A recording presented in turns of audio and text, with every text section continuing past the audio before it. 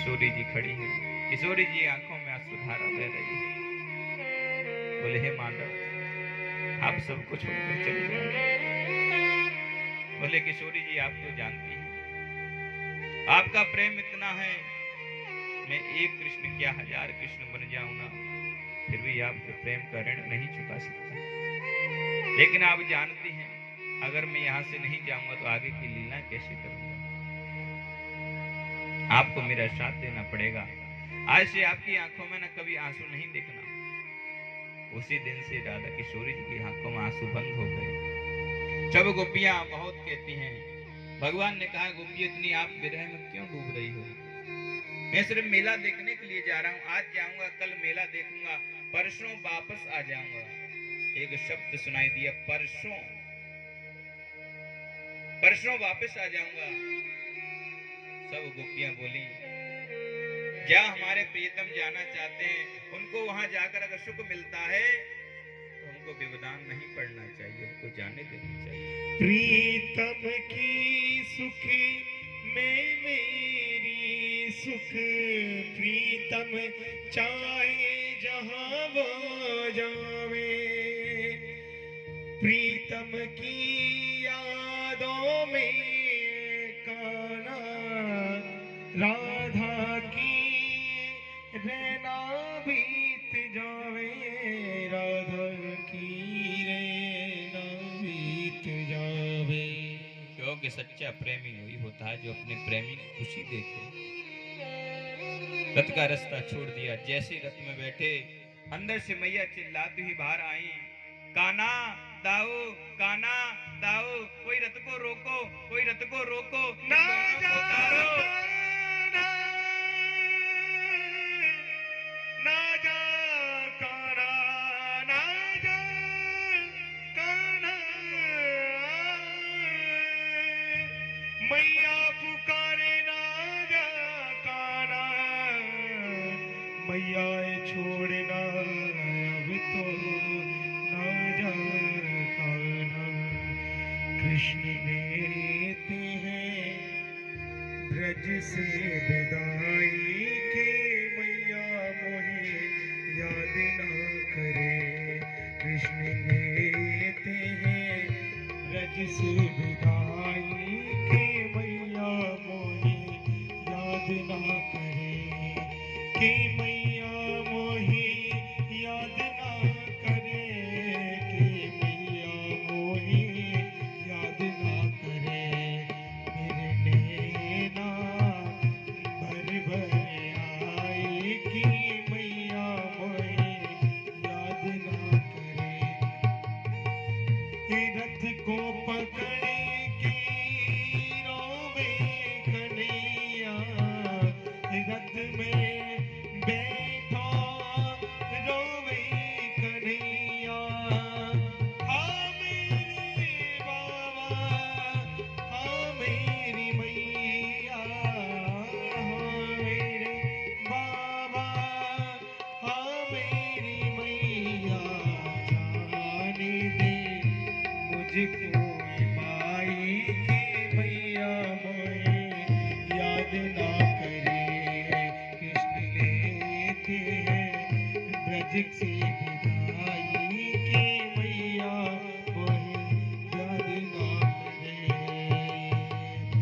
ब्रजवासी सब रोई रहे हैं, ब्रजवासी सब रोए रहे हैं। गैया बछड़ा तड़प रहे हैं, गैया बछड़ा तड़प रहे हैं। काना सहना सकेंगे जुदाई के, मैया मोहे याद ना करे। कृष्ण लेते हैं ब्रज से विदाई के, मैया मोहे याद ना करे, कि मैया मोहे याद ना करे। आज मैया चिल्लाती हुई आ रही है, कोई रथ को रोको, मेरे लाला को उतारो। और जैसे ही देखा मैया को, कूद गए रथ में से दोनों भैया और दौड़कर जाकर मैया की छाती से लिपट गए। मैया रुदन करती हैं, बेटा मुझे अभी ज्ञात हुआ तू तो मेरा बेटा है, तू तो देवकी नंदन है। अभी अभी ज्ञात हुआ मुझे, जब तू जाएगा तेरी मैया पूछेगी यशोदा ने कैसे रखा, तो सब कुछ बताना, एक वस्तु को मत बताना, एक बात को भूल जाना। कौन सी बात मैया? बोले उस बात को भूल जाना तू, दो चार मटकी फोड़ने पर मैंने न तुझे ना ऊकल से बांध दिया, उस बात को भूल जाना। उसे किसी के सामने मत कहना यशोदा मैया ने मैंने दो चार मटकी क्या फोड़ी, मैया ने मुझे ऊकल से बांध दिया। भगवान ने कहा मैया मैं सब कुछ भूल सकता हूं, लेकिन तुम्हारे उस प्रेम बंधन को नहीं भूल सकता। दुनिया में कोई वस्तु है तो माँ का प्रेम, और प्रेम वो विशिष्ट प्रेम, कुछ बातें विशेष रहती हैं जो मैया की यादें आती हैं। मैं सब कुछ भूल सकता हूँ, चोरी, गोवर्धन लीला आदि सब कुछ भूल जाऊंगा मैया, लेकिन उस बंधन को नहीं भूल पाऊंगा मैं तेरे। जिसे तीनों लोगों राजा है, उसकी प्रकृति टेढ़ी होने पर सब नचता है, और मैया ने मुझे बंधन में बांध दिया। आज बार बार रुदन करते हैं, और बार बार मैया से विदा लेते हैं। मैया बहुत रोती है, लाला मत जाओ मत जाओ, लेकिन कहते हैं ना समय बड़ा बलवान होता है। समय समय पर होत है और समय समय की बात, काओ समय को दिन बड़ो, काओ समय की रात। आज समय बलवान था, मैया मना करती हैं, लेकिन समय के प्रारब्ध में बंधे हुए हैं। ठाकुर जी ने कहना है मैया आप चिंता ना करो, बस मैं मेला देखकर वापस आ जाऊंगा। और प्रणाम कर रथ पर बैठे, इशारा किया क्रूर जी को, और जैसे इशारा किया इतनी बेग से रथ दौड़ाया कि पूरे आसमान में धूल ही धूल छा गई। जब तक ध्वजा दिखती रही रथ की, सब देखते रहे शायद लाला को याद आ जाए और लाला उतर कर वापस आ जाए, लाला न जाए। जो रथ के चलने से धूल जब तक छाई रही आकाश में, सब टुकटुकी लगा के देखते रहे शायद लाला वापस आ जाए, लेकिन ठाकुर जी चले गए। बोली भक्त वत्सल भगवान की जय हो।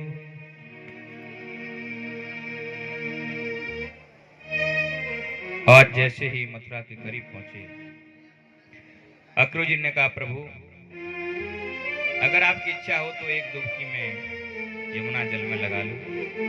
बोले हाँ चाचा जी प्रेम से आप लगाइए। और जैसे ही बोले ठाकुर जी आप भी बोले ना चाचा जी हमको जल से बहुत डर लगता है।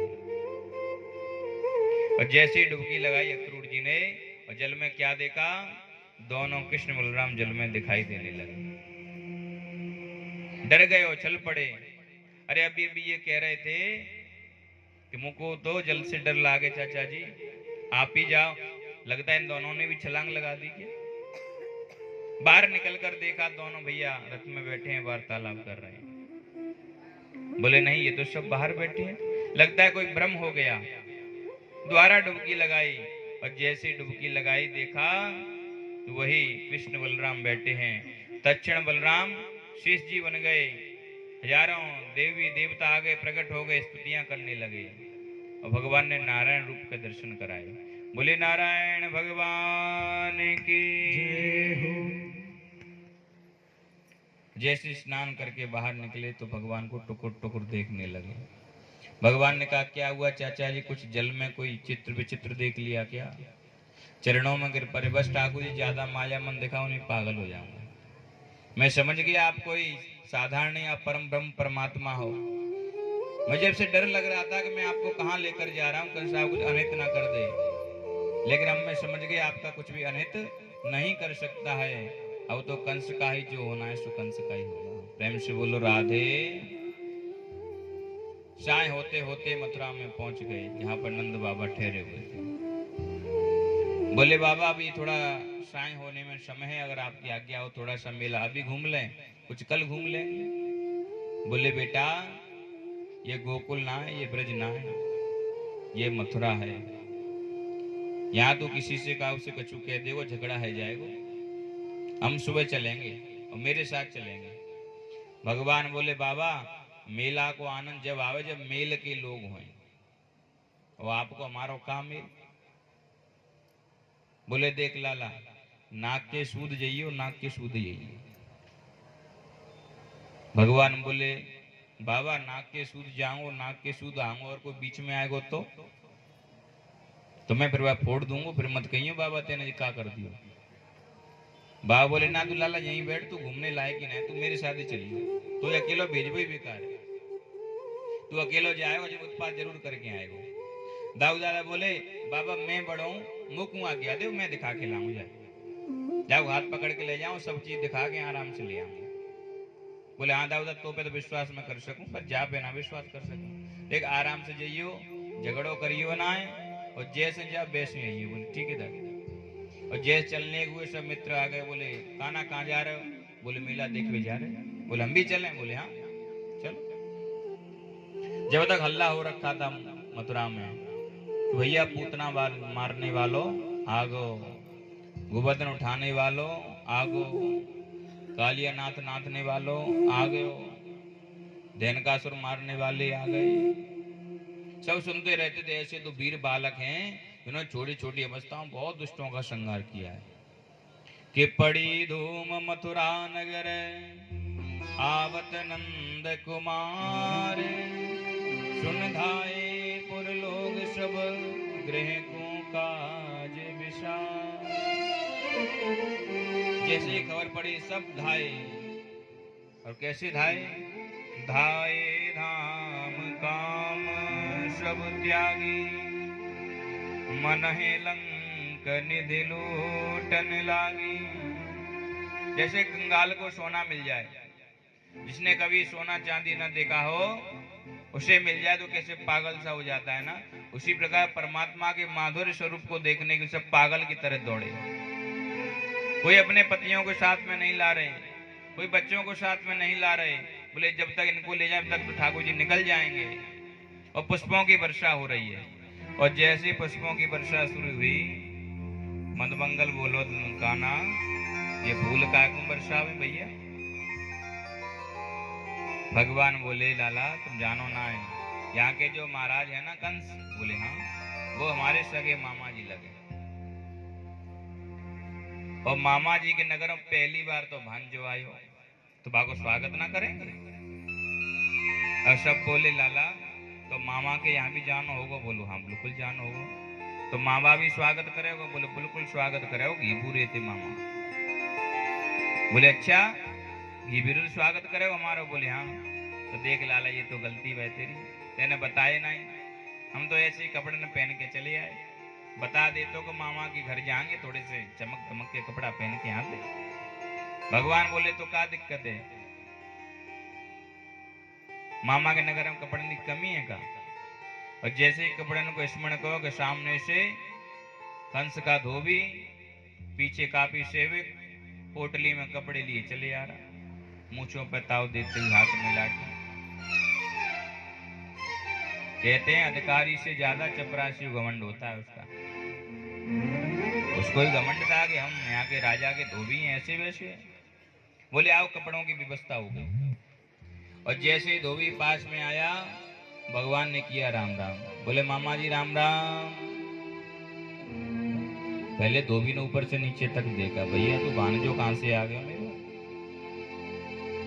बोले यहाँ के जो राजा हैं कंस वो मेरे सगे मामा हैं, और मामा के गांव में सबरे मामा, और सगरे मामा तो ज्यादा तुम है गए मामा। अच्छा अच्छा तुम्हें किसने बलराम हो गया? मुझे पता है महाराज कंस ने तुम्हें क्यों बुलाया है। यहाँ से चले जाओ। बोले मामा जी हम तो जा ही रहे, लेकिन हमारे मित्र ने तांग और 2-4 कपड़ा मिल जाए तो थोड़ा सा आनंद आ जाए। अब तो क्रोध आ गया। ईदृशा नैव वासांसि नित्यं गिरिवने चरा। अरे ग्वालिये, जंगल में गाय चराई तूने, पोखरों का पानी पिया, बेजर की रोटी खाई, कभी देखे भी राजसी वस्त्र तूने, तो पहनने की चेष्टा करता है। अब तो भगवान को भी थोड़ा सा क्रोध आ गया। लिखते हैं रजकस्य कराग्रेण सिर काया पातयत। एक थप्पड़ का प्रहार किया और रजक का सिर धड़ से अलग हो गया। बोली भक्तवत्सल भगवान की जय हो। जैसे ही धोबी का सिर गिरा, बाघ जितने शेव सब पोटली पटक पटक कर वहां से भाग गए। भगवान ने कहा मित्रों छांट लो अपने अपने कपड़ा। सबने पोटली खोली, सुंदर सुंदर वस्त्र अपने पहन लिए। अब जब पहन लिए, अब सब मित्र छोटे और कपड़े सब राजसी बड़े बड़े, तो नगर पालिका की आवश्यकता ही ना पड़ी, अपने आप रोड सफाई होने लगी। अब सब हंसने लगे, भैया नया व्यसन कहां से चालू हो गया। बोले लाला कपड़े तो बड़े चमकीले दमकीले हैं, लेकिन ऐसे लगे जैसे हैंगलन पर टांग दे हों। बोले अब क्या करें, तुमने अपनी पसंद से छाटे कपड़ा तो। बोले कछु व्यवस्था करना है, सेट सेट है। एक दर्जी देख रहा था,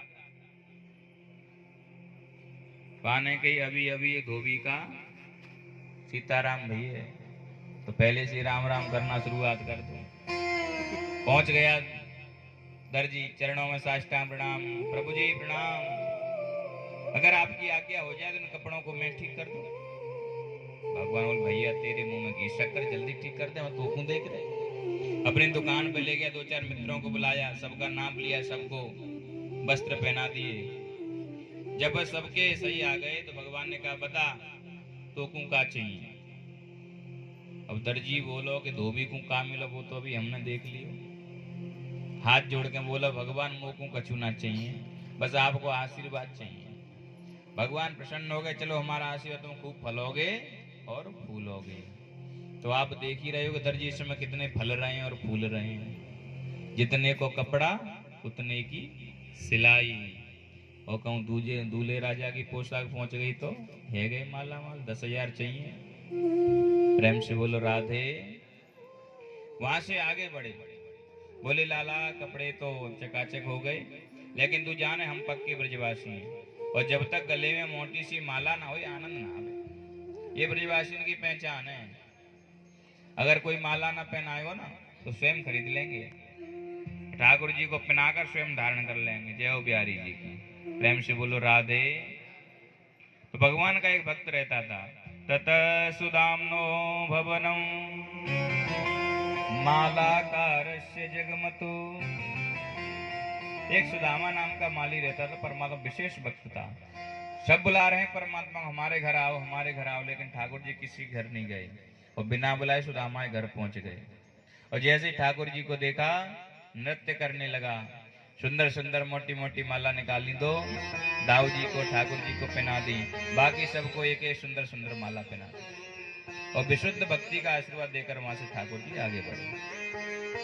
बोले लाला कपड़े हो गए, माला हो गई, और तू जाने हम तो पक्के ब्रजवासी हैं, थोड़ा चंदन की व्यवस्था और है जे तो फिर का कहेंगे।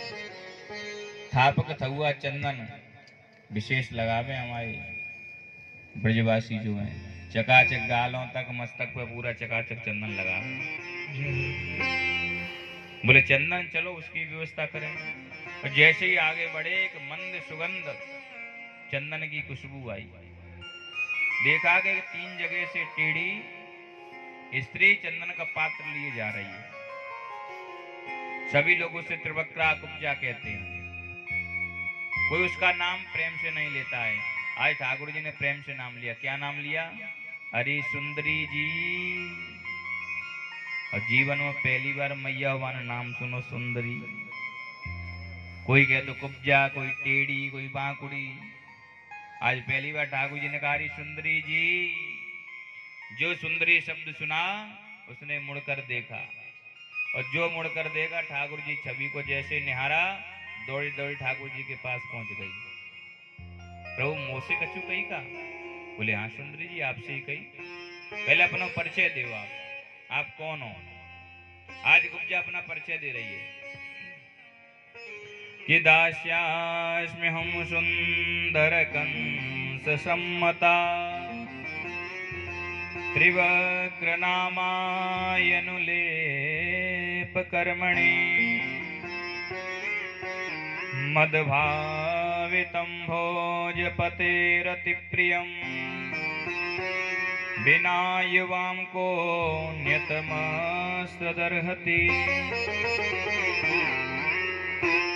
महाराज मैं कंस की दासी, मेरा नाम त्रिवक्रा है, लेकिन 3 जगह से टेढ़ी होने से ना लोग मुझे कुब्जा भी कहते हैं। मेरे हाथ का घिसा हुआ चंदन पूरे मथुरा में प्रसिद्ध है। और एक बार महाराज कंस ने मेरे चंदन को स्वीकार किया। जब स्वीकार किया तो आदेश दिया आज के बाद तुम अपना सारा चंदन हमारे राज्य में दोगे, बाहर नहीं किसी को दोगे। तो वही चंदन लेकर जा रही थी सेवा में। भगवान बोले देवी जी जो चंदन है ना अब हमारे मामा जी को दियो कर, हमारे मामा लगे कंस, हम उनके सगे भांजे। तो जो चंदन आप हमारे मामा को दियो करो तो आज का हमें वो चंदन दोगी।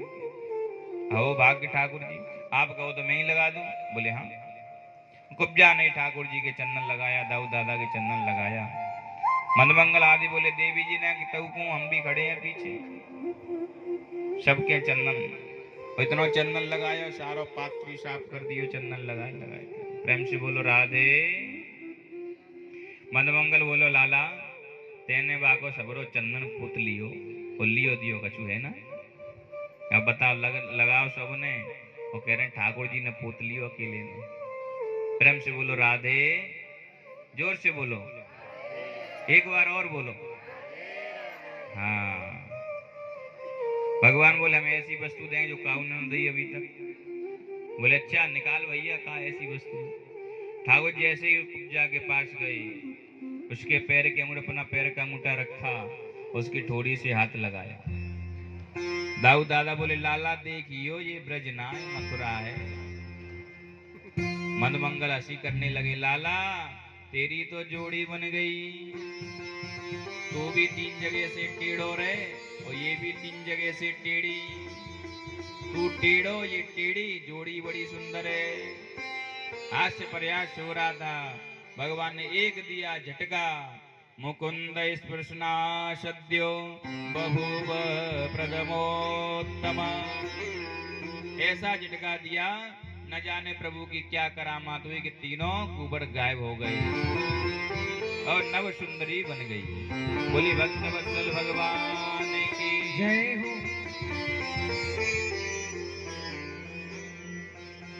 आज कुब्जा ने बहुत विनय किया, प्रभु मेरे घर आपको आना पड़ेगा। बोले अभी नहीं आ सकते, अभी मामा से मिलेंगे उसके बाद में अवश्य आएंगे। और वहां से आगे बढ़े, जहां पर धनुष यज्ञ चल रही थी वहीं धनुष रखा था। ठाकुर जी ने कहा दाऊ दादा आपकी आज्ञा हो तो मैं धनुष को उठा के देख लूं। जो रक्षक थे वो बोले ओहो महाराज कंस के धनुष को उठाने की चेष्टा करता है ये बालक, अभी दूध के दांत भी नहीं गिरे इसके। तो दाऊ दादा ने इशारा किया, लाला ने उठा के दिखा तो दियो। जैसे भगवान गए प्रणाम किया भोले बाबा को और जैसे एक हाथ से उठा लिया, ये चढ़ाने लगे प्रत्यंचा को, इतने में टूट गया।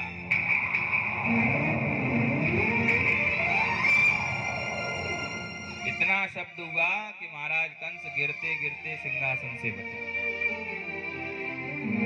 जितने द्वारपाल सब बोले ओहो महाराज का कंस का धनुष तोड़ दिया, मारो इन दोनों को। दाऊ दादा ने ला जल्दी फेंक एक टुकड़ा। दोनों ने एक एक टुकड़ा लिया, सब सैनिकों की उनकी पीठ उनको धनुष सीताराम। खजू अधमरे भागे भागे राजा कंस के पास पहुंचे। महाराज गजब है गयो। बोले का है गयो? बोले गारंटी खत्म। बोले मतलब? बोले आपको धनुष मिला था? बोले हाँ। क्या कहा था?